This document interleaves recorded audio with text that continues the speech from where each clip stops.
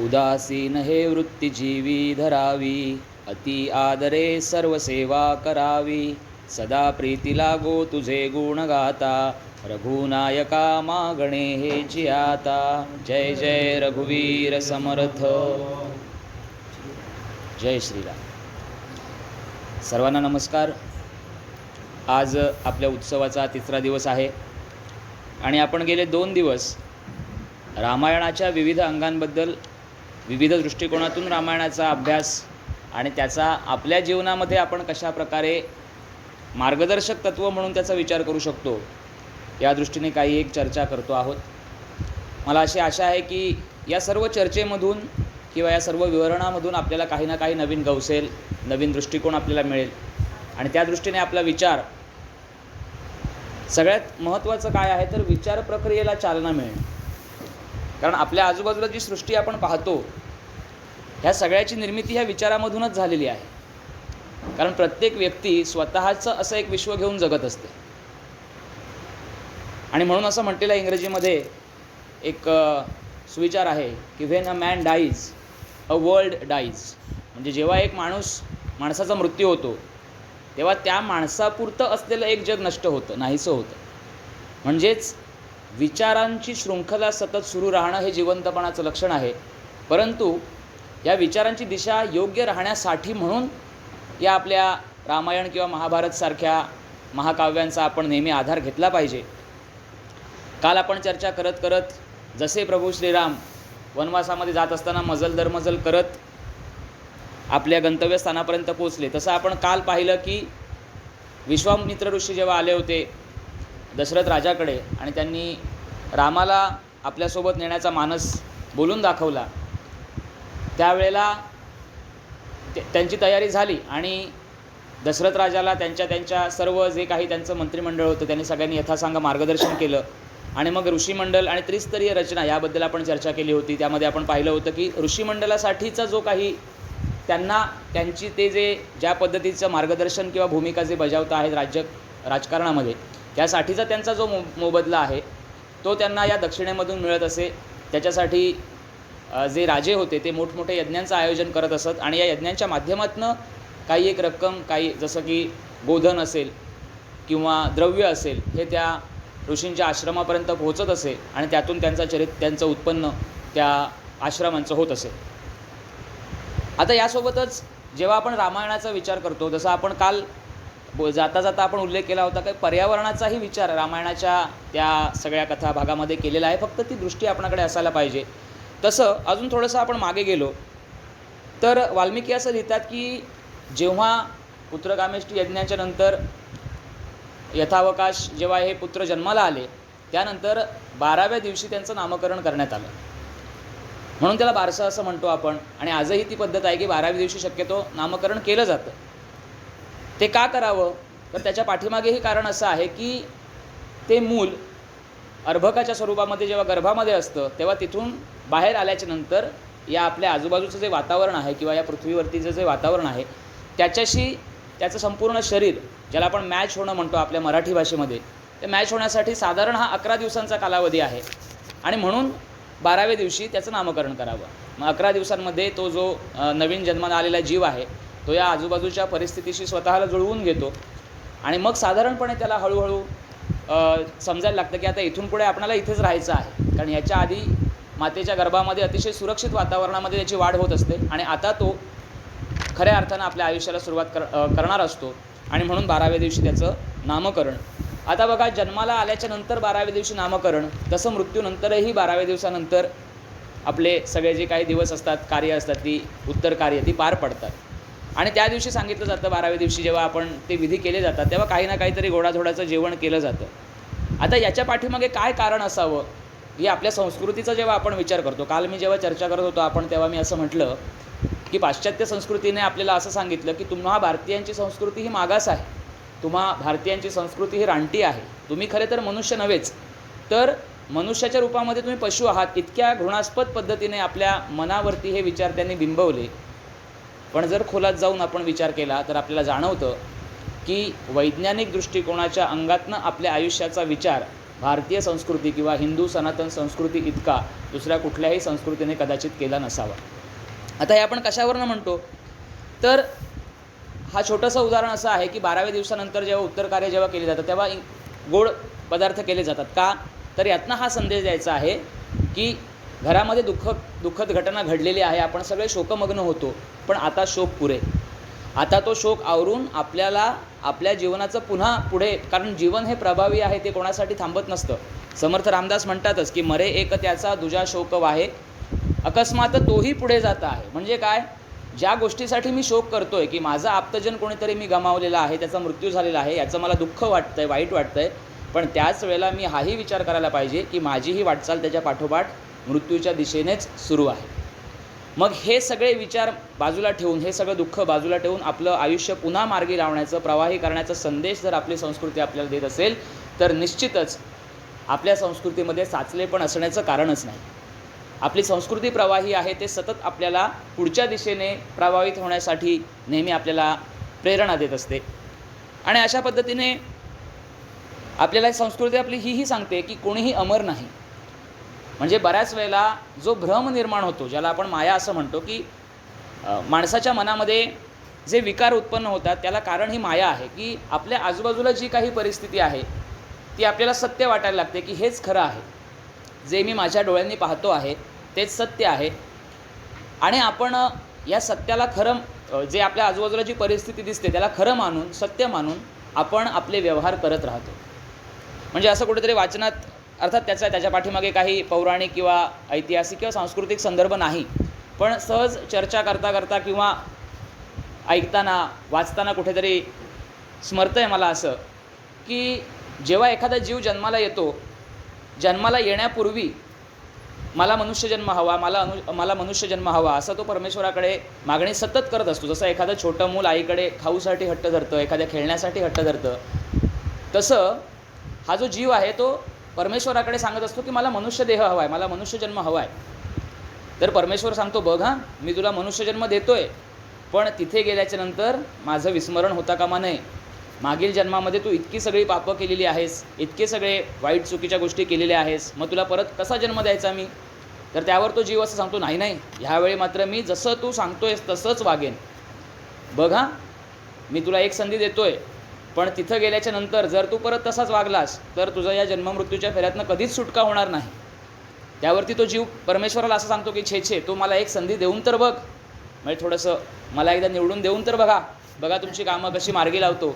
तसं देवाला हा जीव सांगतो की एकदा देऊन तर बघ, इतकं सुंदर वागेन, इतकं चांगलं वागेन की तू स्वतःहून मला तुझ्या चरणी लीन करून घेशील. देव त्याला तथास्तु म्हणतो, परंतु देव त्याच्या पाठीमागे एक छोटीशी मेघ अशी मारून ठेवतो की ज्या वेळेला तुझा जन्म होईल त्यावेळेला आपल्यामधल्या या संवादातलं एक अक्षरही तुला आठवणार नाही. आणि अशा प्रकारची परमेश्वराने जी पायाने मारलेली गाठ आहे ती आपल्या मनुष्य देहाला आयुष्यभर हाताने काय कुठल्याच पद्धतीने सोडवता येत नाही. आपल्याला त्याचं विस्मरण होतं आणि मग मायेचा प्रभाव आपल्यावरती वाढायला लागतो आणि आपल्या आजूबाजूला ज्या गोष्टी आहेत त्या खऱ्याच आहेत असं मानून आपण आयुष्य पुढे जगत राहतो. आता हे सांगण्याचा उद्देश काय, तर बऱ्याच वेळेला असं म्हटलं जातं की राम जर मनुष्यदेह धारण करून आलेला आहे, राम हा त्या राजकुटुंबामध्ये जन्माला आलेला आहे, तर तो इतका विरक्त कसा काय. त्याला जे नैसर्गिक मानवी भावभावना ज्या आहेत, मोह आहे, मत्सर आहे, लोभ आहे, हे आहेत ते रामाला नव्हते का, तर रामाला निश्चित होते. परंतु राम जेव्हा जन्माला आला तेव्हा माझ्या जन्माचं कारण काय आहे हे विसरलेला नव्हता. आपल्या जन्माचं ध्येय राम कधीच विसरला नाही आणि म्हणून मोह, दुःख ह्या सगळ्या भावना त्यानेही भोगल्या, परंतु तो त्याच्यामध्ये अडकून राहिला नाही. हा संदेश आपण ह्या रामायणामधनं खरं म्हणजे घेतला पाहिजे. कारण बऱ्याच वेळेला मनुष्य प्राणी जेव्हा जगत असतो तर आपल्या जगण्याचं कारण काय आहे, आपण जन्माला का आलो आहोत याचा विसर पडल्यामुळे इतस्था तो भटकत राहतो. आणि जे मगाशी मी म्हटलं की आपल्या आजूबाजूला जी परिस्थिती आहे तीच सत्य परिस्थिती असं तो मानतो आणि त्या अनुषंगाने त्याचे व्यवहार होत राहतात. आणि जेव्हा आपण काल बघितलं की त्यागाच्या भावनेने उपभोग घेणं हा जो भाग आहे तो त्याच्यामध्ये येतो, की जेव्हा आपल्याला हे आपल्या मनाला हे ठाम माहिती असतं की हे सगळं जग मिथ्या आहे आणि माझं जे काही कर्तव्य आहे ते फक्त आणि फक्त परमेश्वराप्रती आहे, कारण त्याला मी कबूल करून इथं आलो आहे की जे करेन ते चांगलं करेन. हे लक्षात ठेवून जेव्हा आपण मानवी व्यवहार करतो तेव्हा निश्चितच त्या व्यवहारातनं, त्या कृतीतनं मिळणाऱ्या फळापासून आपण मुक्त राहतो. पण त्याच्यासाठी ही भावना आपल्या मनाच्या पाठीमागे असणं आवश्यक आहे.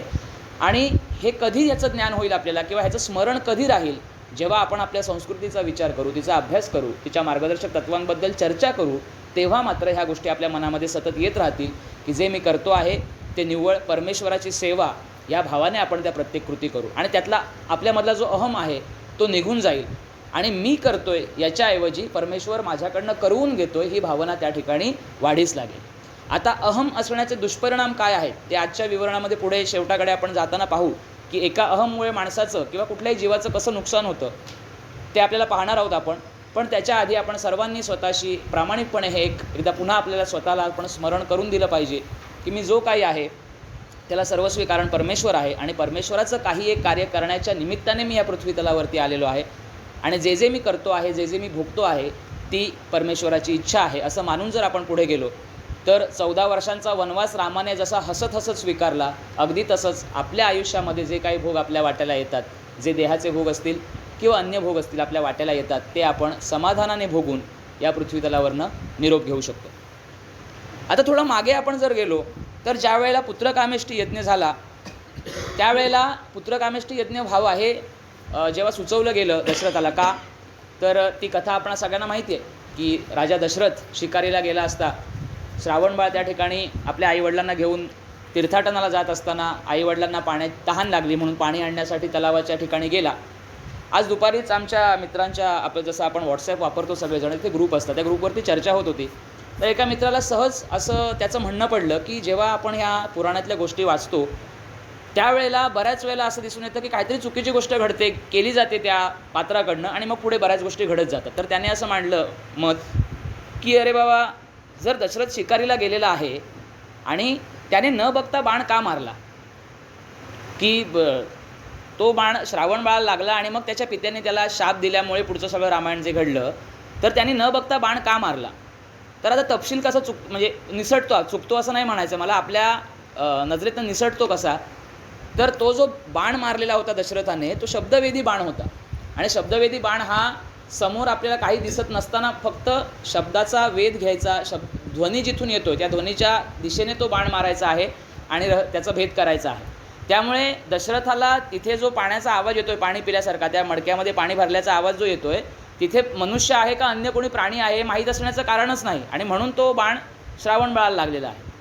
म्हणजे जेव्हा जेव्हा आपण अशा सूक्ष्म गोष्टींचा विचार करतो तेव्हा आपल्या लक्षात येतं की ह्या ज्या घटना आहेत, जसं मी काल म्हटलं की प्रत्येक गोष्टीचं एक कारण आहे आणि कारण असल्यामुळेच त्याचे परिणाम आपल्याला दिसतात आणि हे सर्व आधीच ठरलेलं आहे, त्या पद्धतीनेच या गोष्टी होत जातात. साहित्याचा अभ्यास करताना आमचे प्राध्यापक आम्हाला नेहमी असं सांगायचं की जर तुम्हाला कथालेखन करायची आवड असेल, पटकथा लिहायची आवड असेल, तर तो एक पथ्य आपण पाळलं पाहिजे की कथेला सुरुवात करण्यापूर्वी कथेचा शेवट आपल्याला आधी दिसला पाहिजे आणि तुमच्या कथेची बांधणी अशी असायला हवी की जसं चिऱ्यावर चिरा रचत रचत भिंत बांधली जाते, त्यातला एक जरी चिरा काढला किंवा पत्त्याचा बंगला जसा आपण बांधतो त्यातला एक जरी पत्ता आपण काढला तर ते संपूर्ण स्ट्रक्चर ढासळून खाली गेलं पाहिजे. म्हणजे सांगण्याचा हेतू इतकाच की तुम्ही जी कथा बांधलेली आहे एका कथासूत्रामध्ये त्यातला एक जरी अंश, त्यातला एक जरी भाग जर कोणीतरी काढला किंवा नव्याने काही त्या ठिकाणी घुसवण्याचा प्रयत्न केला तर तुमचं सगळी कथा ती बिघडलीच पाहिजे. इतकी परफेक्ट बांधणी तुमच्या कथेची असायला पाहिजे. म्हणजेच रामायणाची ही जी कथा आहे की श्रावणबाळाला बाण का मारला, बघून बाण का नाही मारला, असा जर प्रश्न येत असेल तर त्याचं कारण हे आहे की तो शब्दवेधी बाण आहे आणि त्यामुळे दशरथाला हे माहीत असण्याचं कारणच नाही आहे की समोर प्राणी आहे का मनुष्य आहे. आणि मग त्यावेळेला पुन्हा आपण आपल्या कथाभागाकडे येऊया की श्रावणबाळाच्या मातापित्यांनी दशरथ स्वतः त्या ठिकाणी पाणी घेऊन गेला आणि विचारला हा आवाज माझ्या पुत्राचा दिसत नाही. तेव्हा दशरथ राजा ही सगळी कथा सांगतो की असं असं कृत्य माझ्या हातनं पाप घडलेलं आहे आणि मी त्याबद्दल दुःखी आहे.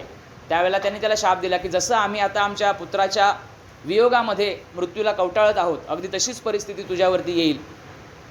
आणि असा शाप देऊन ते प्राणत्याग करतात आणि हा सगळा प्रकार तो आपल्या दरबारामध्ये येऊन आपल्या सर्व लोकांसमोर कथन करतो. तेव्हा त्याला हे सुचवलं जातं की तुम्ही काय करायला पाहिजे, पुत्रकामेष्टी यज्ञ करायला पाहिजे. आता याच्यामध्ये एक वाईटातही चांगलं शोधण्याचा सुद्धा संदेश रामायण आपल्याला देतो की शाप मिळाला, पुढे माझं वाईट होणार आहे, हा झाला त्यातला नकारात्मक भाग. पण दशरथाला त्यातही चांगुलपणा काय दिसला किंवा त्यातही सकारात्मक बाजू काय दिसली की या शापाच्या निमित्ताने का होईना मला पुत्रप्राप्ती होणार आहे. कारण दशरथ पुत्रप्रेमासाठी, पुत्रप्राप्तीसाठी आसुसलेला होता आणि या शापाच्या निमित्ताने त्याला पुत्रप्राप्ती होणार होती. या विचाराने तो आनंदित झाला, या विचाराने तो समाधानी झाला. म्हणजेच पुन्हा हा संदेश इथं येतो की जरी कितीही अनुचित परिस्थिती उद्भवली, कितीही विपरीत परिस्थिती उद्भवली, तरीसुद्धा सकारात्मकता आपल्याकडे असायला पाहिजे. काही ना काही आपल्याला त्याच्यामधनं सकारात्मक गोष्ट शोधून त्याची शक्ती घेऊन आपल्याला पुढे जाता आलं पाहिजे. म्हणजे इतका सूक्ष्म विचार या आपल्या संस्कृतीने आपल्याला दिलेला आहे, या आपल्या महान ग्रंथांनी आपल्याला दिलेला आहे. त्यामुळे आपल्याला आपल्या आयुष्यामध्ये सकारात्मकता वेगळी शोधण्याची आवश्यकता नाही. जर या कथांचा आपण अभ्यास केला, अतिशय सूक्ष्म पद्धतीने विचार केला, त्याच्यावरती मनन केलं, तर निश्चित आपल्याला असे अनेक प्रसंग सापडतील की ज्यातून आपल्याला सकारात्मकता मोठ्या प्रमाणावरती मिळेल. आणि आपल्याला हे जाणवेल की माझ्या आयुष्यातले जे काही प्रसंग आहेत, माझ्या आयुष्यातले जे काही संकट आहेत, ते अतिशय क्षुल्लक आहेत.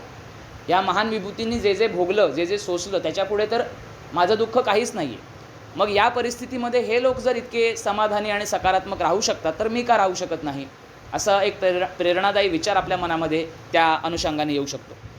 आणि मग पुन्हा एकदा काल आपण जे त्यांचं अमात्य मंडळ बघितलं होतं, त्यातले जे मंत्री जे आहेत, अमात्य जे आहेत, तर सुमंत्र यांनी ऋषी शुंगांबद्दल दशरथ राजाला माहिती दिली की जर आपल्याला पुत्रकामेष्टी यज्ञ जर करायचा झाला, तर त्याचं जे पौरोहित्य आहे त्याच्यासाठी आपल्याला ऋषी शुंगांना पाचारण करावं लागेल. आता यासाठी इतके मोठे ऋषी जर बोलवायचे झाले, तर सिद्धता आपली तेवढी असायला पाहिजे, आपली तयारी तेवढी असायला पाहिजे. तर त्याच्यासाठी मग त्यांना बोलावणं पाठवायचं का नाही, किंवा त्याबद्दल आपल्याला काय नियोजन करता येईल, याविषयी चर्चा झाली. आणि मग इथं एक गोष्ट आणखीन लक्षात घ्यायला पाहिजे की हा सगळा जो संवाद जो होतोय, त्यावेळेला वसिष्ठ ऋषी त्या ठिकाणी उपस्थित आहेत. आता इथे सामान्यपणे आपण जर सामान्य माणसांचा जर विचार केला, तर काय होऊ शकलं असतं की कधी नैसर्गिकरित्या जेव्हा माणसाकडे ज्ञान यायला लागतं, जेवढा माणूस ज्ञानी होत जातो, तसा तो संयमी आणि शांत होत जातो. आणि थोडंसं ज्ञान ज्याच्याकडे असतं, जसं म्हण आहे आपल्याकडे की उथळ पाण्याला खळखळाट फार, तर थोडंसं ज्ञान असलेला माणूस खूप अवखळपणा करतो. पण ज्याला खरंच जे ज्ञानाचं जे सत्य आहे, जे त्याला सापडलं आहे ज्ञान, तो माणूस शांत आणि संयमी बनतो. आता इथे वसिष्ठ ऋषी स्वतः दरबारामध्ये उपस्थित असताना शुंग ऋषींना बोलवण्याविषयी चर्चा होते. तर एखादा ज्ञानाचा ज्याला अभिमान आहे किंवा अहंकार आहे, अशी व्यक्ती जर त्या ठिकाणी असती, तर काय म्हणाली असती? मी स्वतः असताना बाहेरून ऋषी आणायची गरज काय? बरोबर आहे ना? मी स्वतः इतका ज्ञानी आहे, मी स्वतः त्या कामासाठीच या ठिकाणी माझी नियुक्ती आहे, तर मी असताना वेगळा आणखीन माणूस आणायची गरज काय? पण अर्थात ते वसिष्ठ ऋषी होते, त्यामुळे तिथे ज्ञानाचा अहंकार किंवा अहमपणा असण्याचा काही प्रश्नच उद्भवत नाही. त्यांनी तर उलटं असं सांगितलं की ऋषी शुंगांना तुम्ही बोलवाच, पण त्यांना बोलवत असताना या सगळ्या यज्ञासाठी लागणारी जी काही तयारी आहे त्याविषयी त्यांच्याकडनं ज्ञात करून घ्या, जेणेकरून ऋषी आल्याच्या नंतर आपली धावपळ होणार नाही, आपण सगळी तयारी त्यांना करूनच देऊ. नाहीतर बऱ्याच वेळेला आपल्याकडे असं असतं की आपल्याला साधी वार्षिक सत्यनारायण महापूजा घालायची असते वाडीची, आणि मग जेव्हा भटजी गुरुजी येतात त्याच्यानंतर मग बुक्का कुठं आहे, गुलाल कुठं आहे, आणि मग तुळशीची पानं 21च मिळाली, ती 1000 होत नाही आहेत, मग तो पानं आणायला गेला, मग तो प्रसाद आणायला नंतर गेला, त्याचं नियोजन झालेलंच नाही, अरे त्याला बोललो होतो, लक्षातच नाही, आजच पूजा आहे काय, सॉरी. मग ते रवा भाजणं आणि बाकी सगळे विषय सुरू होणं. म्हणजे हे आपल्या नेहमीच्या आयुष्यातले हे प्रसंग आहेत. हे असं होता नये यासाठी म्हणून पूर्वनियोजन करण्यासाठी वसिष्ठ ऋषी स्वतः सांगतायत की जी काही तयारी लागेल ती त्यांच्याकडनं जाणून घ्या, जेणेकरून त्या यज्ञाच्या विधीमध्ये कोणत्याही प्रकारचं विघ्न किंवा कोणत्याही प्रकारचं अडसर येणार नाही. आता इथे आपल्याला घेण्यासारखा संदेश काय आहे की आपण कितीही ज्ञानी असलो, आपण त्या क्षेत्रातले कितीही वरिष्ठ असलो, सिनियर ज्याला आपल्याकडे म्हटली जाते, सिनियर जरी आपण असलो, तरी ज्या वेळेला तेच काम इतर जर कोणाकडे तरी सोपवण्याचं जेव्हा विचार होतो, त्यावेळेला संपूर्ण मार्गदर्शन हे त्या व्यक्तीकडनंच घेणं अपेक्षित आहे. तिथं माझा अहंकार दुखावला जाण्याचं कारण नाही किंवा मला स्वतःला कमीपणा येण्याचं काहीच कारण नाही, कारण ती जबाबदारी त्या व्यक्तीकडे दिलेली आहे म्हटल्यानंतर संपूर्ण जे काही चलनवलन आहे किंवा त्याचं जे वहन आहे तर ती व्यक्ती करणार आहे, तिच्याकडनंच मला त्याची माहिती करून घेतली पाहिजे.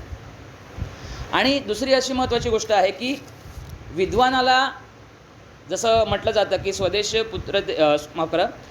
पूज्यन्ते राजा विद्वान सर्वत्र पूज्यते, म्हणजे राजाचा जो काही सन्मान आहे तो त्याच्या राज्यापुरताच होतो, पण विद्वान व्यक्ती ही जगात कुठेही जरी गेली तरी तिचा सन्मान हा होतोच. पूज्यते म्हणजे पूजा तिची केली जाते, तिला सन्मान केलं जातं.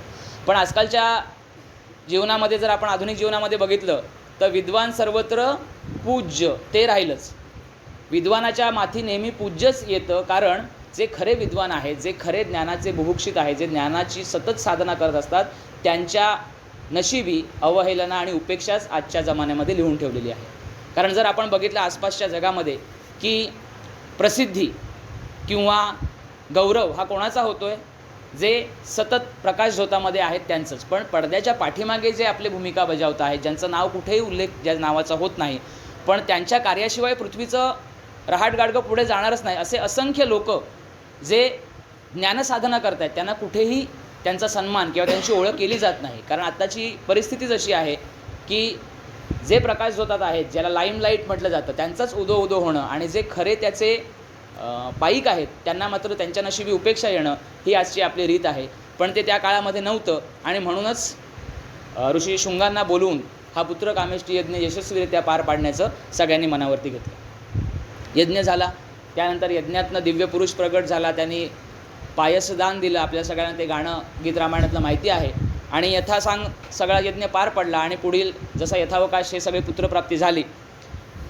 आता त्याच्यामध्ये राम, लक्ष्मण, भरत, शत्रुघ्न ही जी 4 भावंडं जन्माला आलेली आहेत, तर रामाला म्हणजे रावणाचा नाश करण्यासाठी किंवा रावणाचा पराभव करण्यासाठी मनुष्य जन्मच का घ्यावासा वाटला असेल, तर पुन्हा मागाशी जे म्हटलं की अहंकार याच्यामुळे किंवा गर्व याच्यामुळे माणसाचा विनाश, जीवाचा विनाश कसा होतो, त्याचं जे ठळक उदाहरण जर कुठलं असेल तर रावणाचं चरित्र. रावणाने जेव्हा वर मागितला तेव्हा वर मागत असताना त्याला अमरत्व हवं होतं. कुठल्याही प्रकारचा देव असू दे, राक्षस असू दे, यक्ष असू दे, गंधर्व असू दे, या कोणाकडनंही माझा मृत्यू होणार नाही असा वर मला तू दे, असं त्याने भगवान शंकरांकडे मागणी केली.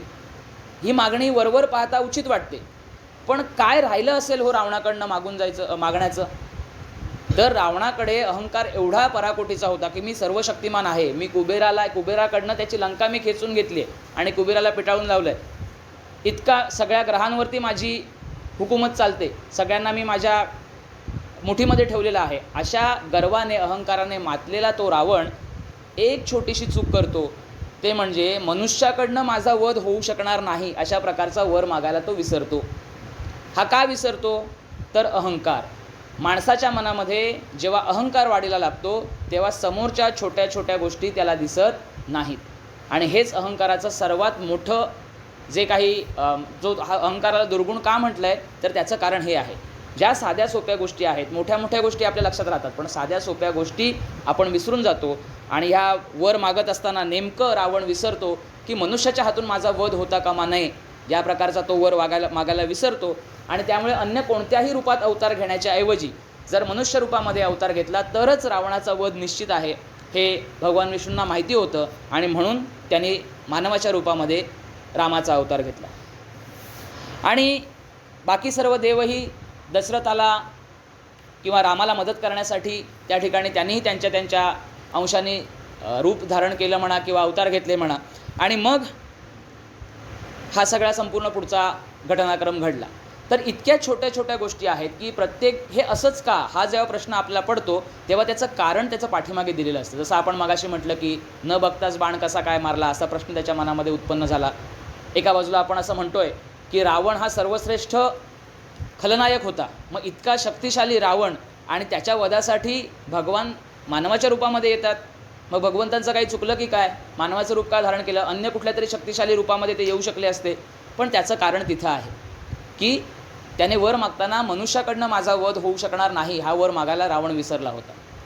किंवा जसं सीतामातेला अनेकांनी असं म्हटलं आहे की रावणाकडनं परत आणल्याच्या नंतर सीतेला एखाद्या कोणाच्या तरी सांगण्यावरनं अग्निपरीक्षा द्यायला लावणारा राम आणि आपल्या ताब्यामध्ये असूनही सीतेला स्पर्श न करणारा रावण, याच्यामध्ये कोण श्रेष्ठ हे ज्याने त्याने ठरवावं, अशा प्रकारचे युक्तिवाद केले जातात.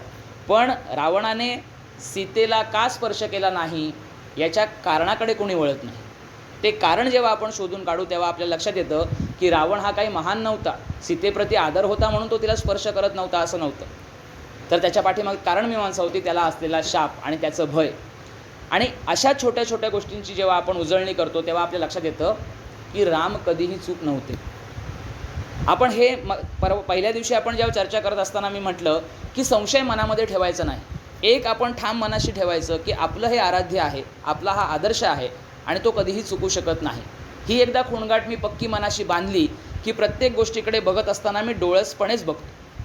जर माझ्या मनामध्ये शंका कुशंका काहीही असेल तर मात्र मला परमेश्वराचं अस्तित्वसुद्धा आहे का नाही या प्रकारचे संशय मनामध्ये निर्माण होतात. आता ते कसे, तर त्याच्यासाठी एक छोटासा दृष्टांत किंवा एक छोटीशी कथा तुम्हाला सांगतो की एक माणूस अतिशय पापभिरू, अतिशय सज्जन, त्याचा मृत्यू होतो आणि त्याच्या सगळ्या पुण्यकर्मांमुळे त्याला देवासमोर स्वर्गप्राप्ती होते आणि देवासमोर तो येऊन उभा राहतो. परंतु देवासमोर उभा असताना त्याला देवाकडे तो तक्रार करतो की हे परमेश्वरा, आयुष्यभर मी तुझी सेवा केली, तुझी भक्ती केली आणि मला मात्र तू इतक्या प्रकारची संकटं दिलीस, इतक्या प्रकारच्या अवहेलना मला दिल्यास की मला अक्षरशः वीट आला. का तू माझ्याशी असं वागलास? जर मी तुझी भक्ती मनापासून करत होतो, माझे व्यवहार प्रामाणिक होते, मी आयुष्यामध्ये कोणाला फसवलं नाही, कोणाशी चुकीचं वागलो नाही, दुष्टपणा केला नाही, आणि तरीसुद्धा माझ्या नशिबी हे भोग का? तर त्यावेळी भगवंत त्याला सांगतात की तुला मी एक चित्र दाखवतो आणि त्या चित्रामध्ये एक पायवाट दाखवलेली असते आणि जिथे जिथे हे ती जी वाट आहे ती अतिशय सरळ साधी आहे. तिथे 2 माणसांची पाऊलखुणा त्याला दिसतात. त्या जो माणूस देवासमोर उभा आहे आणि देवाचा आणि त्याचा संवाद चाललेला आहे, त्या माणसाला चित्रामध्ये जिथे सरळ साधी वाट आहे तिथे 2 पाऊलखुणा दिसतात. याचा अर्थ काय? देव त्याला विचारतो. माणूस सांगतो सोपं आहे, ही वाट म्हणजे माझं जीवन आहे आणि ह्या वाटेवरती तू आणि मी, ही तुझी पावलं, ही माझी पावलं, तू मला साथ करतोयस. आणि थोडंसं चित्र तो पुढे सरकवतो आणि त्या माणसाला आश्चर्यचकित वाटतं की अरे, खाचखळगे आले, काटे आले, जमीन तापलेली आहे, कुठेतरी निखारे आहेत, अशा ठिकाणी एकाच माणसाच्या पावलाचे ठसे कसे काय? मग तो रागारागाने देवाला म्हणतो, बघ बघ, तिथे आयुष्य चांगलं होतं, तू माझ्यासोबत होतास, आणि इथे मात्र खाचखळगे आले, माझ्या आयुष्यामध्ये संकट आली, माझी साथ सोडून तू निघून गेलास. त्यावरती देव हसतो आणि त्याला म्हणतो, अरे वेड्या, त्या ज्या खाचा खळग्यांमध्ये जे तुला पाऊलखुणा दिसत आहेत त्या तुझ्या नाही आहेत. मी तुला माझ्या खांद्यावरती घेतलं आहे आणि म्हणून तुझ्या पाऊलखुणा तिथे नसून त्या खाचखळग्यातल्या पाऊलखुणा या माझ्या. आणि मग त्याला कळतं की भलेही देव स्वतः त्याच्या समोर येऊन त्याला त्या संकटातनं बाहेर काढत जरी नसला तरी त्या संकटातनं बाहेर पडण्याची शक्ती मात्र देव त्याला देत होता. आणि म्हणून त्याचं आयुष्य निदान आलेली संकट सहन करण्या इतकं तरी सक्षम बनतं. हे आपण सर्वांनी लक्षात घेतलं पाहिजे. आपल्या मनामध्ये लहानपणापासून एक अशी संकल्पना असते की जसं डॉक्टर बाबासाहेब आंबेडकरसुद्धा म्हणायचे की कोणीतरी महान पुरुष येईल आणि माझा उद्धार करेल. असं नसतं. देव आपल्यामध्येच असतो, आपल्यासोबतच असतो. फक्त आपला त्याच्यावरती विश्वास पाहिजे की माझ्यावरती जर संकट आलं तर तो मला त्यातनं बाहेर काढून निश्चित नेईल. आणि हा विश्वासच तुम्हाला देवासारखा सहाय्यभूत ठरतो. जो विश्वास त्या माणसाच्या मनामध्ये नव्हता, त्याला असं वाटलं की मला संकट आलं की देव टाकून पळून जात होता, पुन्हा चांगलं आयुष्य आलं की देव सोबतीला येत होता. देवाने त्याला दाखवून दिलं की मी तुला टाकून जात नव्हतो, तर तुला उचलून माझ्या खांद्यावरती घेऊन चालत होतो, कारण मला माहिती होतं की ह्या खाचाखळग्यातनं तू एकटा पार होऊ शकणार नाहीस.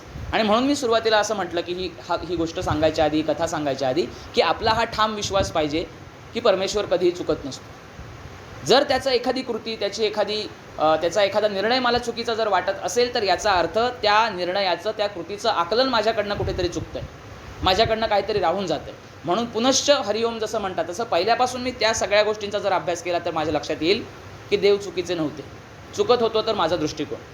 आणि म्हणून यासाठी या छोट्या छोट्या गोष्टींचा आपल्याला अभ्यास, विचार, मनन, चिंतन करणं आवश्यक आहे.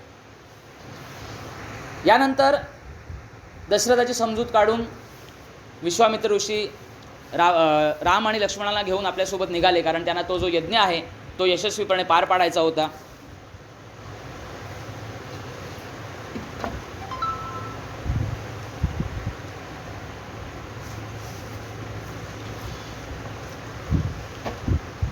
आता त्याच्यावरचं जे वर्णन आहे ते अतिशय सुंदर आहे बघा, की जरी विश्वामित्र छोट्या राम लक्ष्मणांना स्वतःसोबत घेऊन जात असले तरी विश्वामित्रांच्या मनामध्ये हा भाव नेहमी जागृत होता की ही छोटी मुलं आहेत आणि ह्यांना आपल्यासोबत घेऊन जातोय, त्यांना त्यांच्या मातापित्याची कुठेही उणीव भासता कामा नये. आणि म्हणून या संपूर्ण प्रवासामध्ये त्यांची जी दिनचर्या आहे ती जर आपण बघितली तर ही 2 मुलं झोपल्याच्या नंतर विश्वामित्र झोपत असत. तृणशय्येवरती त्यांची व्यवस्था केली जायची आणि सकाळी ही दोन्ही मुलं उठायच्या आधी विश्वामित्र उठत असत. आणि रामाला उठवत असताना ते काय म्हणत बघा, कौसल्या सुप्रजा रामपूर्वा संध्या प्रवर्तते उत्तिष्ठ नरशार्दूला कर्तव्यम दैवमान्निकम. सुप्रभात आपल्या सगळ्यांना माहिती आहे. त्यातले हे जे 2 चरण आहेत, या चरणांनी विश्वामित्र ऋषी रामाला उठवायचे. पहिला शब्द काय आहे हो? कौसल्या. आणि कौसल्या कोण आहे? प्रभू रामचंद्रांची माता. पुन्हा एकदा मागे घेऊन जातो. पहिल्या दिवशी आपण चर्चा करत होतो की आपल्या संस्कृतीमध्ये स्त्रियांना दुय्यम दर्जा दिला जात होता असा आरोप केला जातो. मग जर दुय्यम दर्जा होता तर त्या महान प्रभू रामचंद्रांना उठवण्यासाठी त्यांच्या मातेचं नाव का घेत असतील हो? कारण आपल्याकडे मातेचा दर्जा हा देवास समान आहे. याचा अर्थ आपल्या संस्कृतीमध्ये नारीला, मातेला देवास समान मानलेला आहे. म्हणजे दुय्यम दर्जा येण्याचा विषय कुठे येतो का? नाही येत. मग आपल्या मनामध्ये हे का येतं किंवा आपल्या समोर हे का मांडलं जातं? कारण ज्यांना ज्यांना आपली संस्कृतीवरती घाला घालायचा आहे त्यांना हे माहिती आहे, जोपर्यंत मुळावरती घाव घातला जात नाही तोपर्यंत भारतीय संस्कृती, हिंदू संस्कृती उखडून टाकणं अशक्य आहे. आणि म्हणून ह्या सगळ्या प्रकारचे जे युक्तिवाद आहेत, या ज्याला कथ्य असं मी म्हटलं, नरेटिव्ह ज्याला म्हटलं जातं, हे खोटं आपल्या समोर का मांडलं जातं, सतत का मांडलं जातं?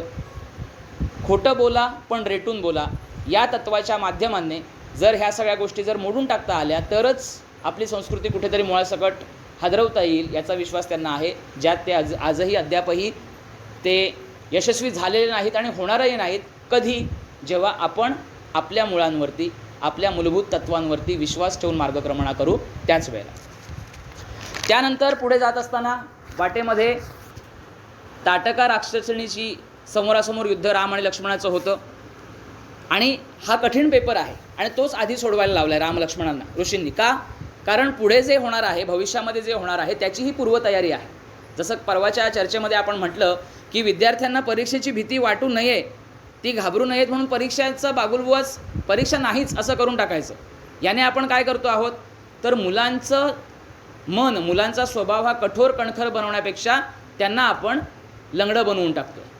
पण विश्वामित्र ऋषी तसे नव्हते. राम लक्ष्मण छोटे आहेत म्हणून त्यांना सोपा पेपर आधी, कठीण पेपर नंतर असं नाही. आधी कठीण, कारण त्यातनं जर तुम्ही पार पडला तरच पुढे त्याहीपेक्षा खूप काही मोठं तुमच्यासमोर वाढून ठेवलेलं आहे, त्याची तयारी या ठिकाणी होती. आता इथे हे युद्ध चालू असताना राम आणि लक्ष्मण दोघेही बिचकत आहेत. का? कारण समोर जी आहे ती राक्षसी आहे, स्त्री आहे, आणि स्त्री ही अवध्य असते हे त्यांना माहिती आहे. ते संस्कार त्यांच्यामध्ये झालेले आहेत. मग तिला कसं मारायचं?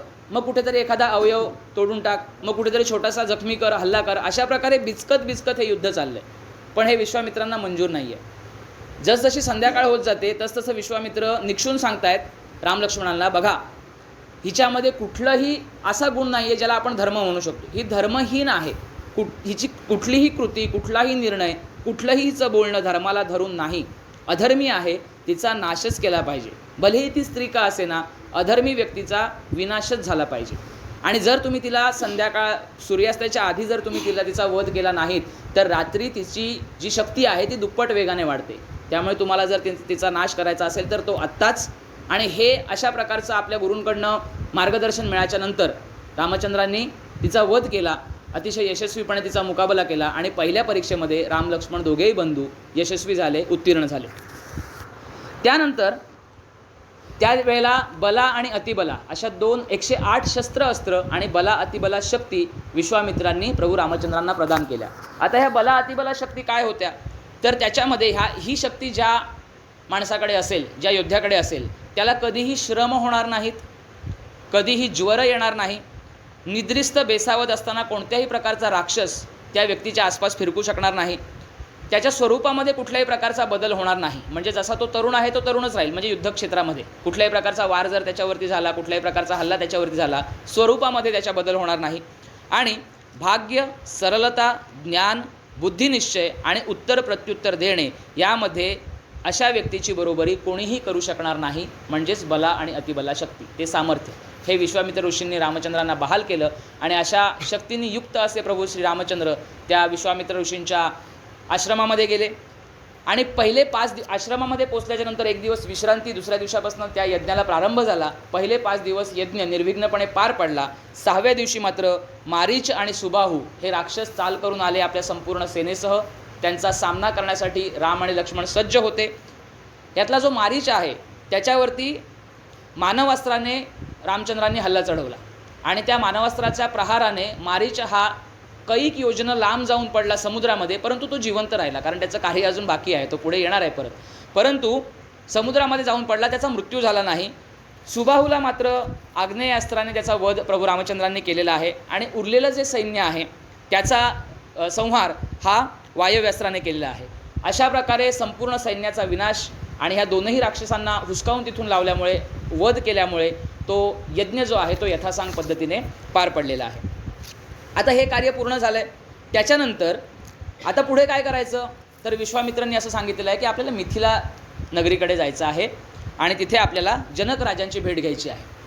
आता इथे विश्वामित्र ऋषी या दोघांनाही चलण्याविषयी सांगतायत आणि हे दोघंही बंधू अतिशय आनंदाने त्यांच्याबरोबर जायला तयार होत आहेत. वाटेमध्ये आता शेवटचा जो प्रसंग आपल्या आजच्या विवरणामध्ये जो येणार आहे तो म्हणजे अहिल्याचा जो उद्धार आहे प्रभू रामचंद्रांनी कसा केला आणि याच्यामध्ये सुद्धा कशा प्रकारचं एक वेगळं चित्र आपल्यासमोर निर्माण केलं जातं आणि त्याला उत्तर काय द्यायचं आपण आहे त्याविषयी आपण चर्चा करूया. आणि आजचा हा जो भाग आहे तो आपण या ठिकाणी थांबू. अहल्याश्रम वाटेत लागला. अहल्याश्रमातली जी काही कथा होती ती विश्वामित्रांनी सांगितली की तिथे जी अहल्या जी आहे ती शिळावत होऊन पडली आहे. गौतम ऋषींचा तिला शाप आहे की तू शिळा होऊन पडशील. का शाप दिला आहे, तर इंद्र त्या ठिकाणी इंद्राकडनं कुकर्म घडलं आहे. आता थोडासा याचा जर खोलात जाऊन आपण जर विचार केला तर गौतम ऋषीही परमपवित्र आहेत, अहिल्या ही सुद्धा परमपवित्र आहे. परंतु कुठेतरी आपण ऋषीपत्नी आहोत आणि आपल्यासारख्या स्त्रीवरती इंद्रासारखा कोणी मोहित होतो, याच्यामुळे थोडाफार का होईना अहल्येचा अहम सुखावला आहे आणि त्यातून ते दुष्कर्म घडलं आहे. आता दुष्कर्म घडलं आहे का, कारण अहिल्याला माहिती आहे की जरी रूप गौतमांचं जरी असलं तरी प्रत्यक्षात ते गौतम ऋषी नाहीत. का हे कशावरून आपण म्हणू शकतो, कारण नंतर ती सांगते इंद्राला की तू इथून लवकरात लवकर जा, माझे पती येण्याची वेळ झालेली आहे. याचा अर्थ समोर दिसत असलेली व्यक्ती ही स्वतः आपले पती नाहीत हे तिला माहिती होतं. आणि मगाशी आपण जसं म्हटलं अहम जेव्हा जेव्हा येतो तेव्हा तेव्हा त्या जीवाचा विनाश होतो. इथे विनाश नाही पण शाप मात्र तिला भोगावा लागला की जेव्हा गौतम ऋषींना या सगळ्या प्रकाराबद्दल माहिती मिळाली, कारण इंद्र जात असताच ते त्या ठिकाणी आलेले आहेत आणि त्यांनी शाप असा दिला आहे की तू जडवत शिळावत होऊन पडशील. म्हणजे काय, तुझा दगड होईल असं नव्हे, तर जसा दगड हलत नाही त्याच्यामध्ये काही बदल घडत नाही तशी तू होऊन पडशील. मग आता प्रश्न पडतो आणि त्याच्यावरती उशापसुद्धा दिला आहे की दशरथ पुत्र राम जेव्हा या ठिकाणी येईल आणि तू त्याचं दर्शन घेशील तेव्हा तुझी या शापातनं मुक्तता होईल. मग आपल्याला हा प्रश्न पडतो की तो कधी येईल आपल्याला माहीत नाही, मग इतके वर्ष ही जिवंत कशी राहणार. तर त्याला जाता जाता ही सोय केली आहे की तुझ्याजवळ कुठल्याही प्रकारचं जंगली श्वापद फिरकणार नाही. तुला कधीही तहान आणि भूक या दोन्ही भावना होणार नाहीत, कारण तसं जर झालं तरच तू दगडासारखी तोपर्यंत जिवंत राहणार आहेस. आणि अशी ती अहल्या. आणि मग प्रभू रामचंद्र त्या ठिकाणी जात आहेत. आता त्याच्यामध्ये एक असा श्लोक आहे बघा, अहल्या शिळा राघवे मुक्त केली, पदी लागता दिव्य होऊन गेली. या श्लोकाला धरून जे शंका उपस्थित करणारे आहेत ते पुन्हा एक शंका अशी मानतात की बघा एकतर तिची काही चूक नसताना तिला शाप मिळाला, आता तिची चूक होती का नव्हती याबद्दल आपण चर्चा केली. पुढे जाऊन ते असं सांगतात की रामाने तिला पाय लावला आणि ती पुन्हा तिचं जे मूळ स्वरूप होतं त्याच्यामध्ये ती आली. कसं काय बघा, म्हणे तुमचा हा श्लोकच असं सांगतोय, अहल्या शिळा राघवे मुक्त केली, पदी लागता दिव्य होऊन गेली. आता पदी लागता हे जे दोन शब्द आहेत, पदी लागता म्हणजे कोण कोणाच्या पदी लागता, तर प्रभू राम अहल्येच्या पदी लागता. का, कारण रामांचं वय बघा ना, आपल्यापेक्षा वयाने मोठा ज्येष्ठ असणाऱ्या व्यक्तीला त्याचं चरणस्पर्श करून त्याचे आशीर्वाद घेण्याची संस्कृती आहे आपली. मग इथे अहिल्या रामाचा आशीर्वाद घेईल का हो, किंवा प्रभू रामचंद्र तिला शिळेसारखी आहेत म्हणून पाय लावतील का, कारण तिचा उद्धार मला करायचा आहे तर माझे पाय तिला लागले पाहिजेत, असं आहे का, नाही. तर हे जे पद आहेत ते पद कोणी कोणाचे स्पर्श केले आहेत, तर प्रभू रामचंद्रांनी अहिल्याच्या पदांना स्पर्श केला आणि त्यांचा स्पर्श झाल्याच्या नंतर ती पापमुक्त आणि शापमुक्त झालेली आहे. आणि आपल्या शब्दाप्रमाणे गौतम ऋषीही त्यावेळेला तिथे आलेले आहेत आणि ते ते अहिल्याला स्वतःबरोबर घेऊन गेलेले आहेत. म्हणजे अशा प्रकारे छोटासा श्लोक कुठला तरी उचलायचा, छोटासा संदर्भ कुठला तरी उचलायचा आणि त्याच्या आधीचं आणि त्याच्या नंतरचं यावरती लक्ष केंद्रित न करता फक्त तेवढ्याच भागावरती लक्ष केंद्रित करायचं आणि बुद्धिभ्रम करायचा. या प्रकारची एक वेगळी ज्याला आपण म्हणू शकतो शैली आपल्या विरोधकांकडनं किंवा आपल्या संस्कृतीच्या विरोधकांकडनं नेहमी मांडली जाते, तिचा प्रतिवाद जर करायचा असेल तर असा गहन विचार आपणाला या ठिकाणी करणं आवश्यक आहे. आणि तशा पद्धतीने प्रभू रामचंद्रांनी अहल्येचा उद्धार केला आणि त्यांची पुढची जी काही त्यांचा जो प्रवास आहे तो पुढे सुरू राहिला. या प्रवासानंतर काय होतं किंवा पुढच्या ज्या काही टप्पे जे आहेत त्यांची चर्चा आपण उर्वरित भागांमध्ये करणार आहोत. आणि आज आपण या ठिकाणी थांबणार आहोत, विराम घेऊया आणि आपल्या एक श्लोक म्हणून आपण आपल्या आजच्या प्रवचनाचं समापन करूया. उपासनेला दृढ चालवावे, भूदेव संतांसी सदा भजावे, सत्कर्मयोगे वय घालवावे, सर्वामुखी मंगल बोलवावे. रघुवीर समर्थ महाराज की जय.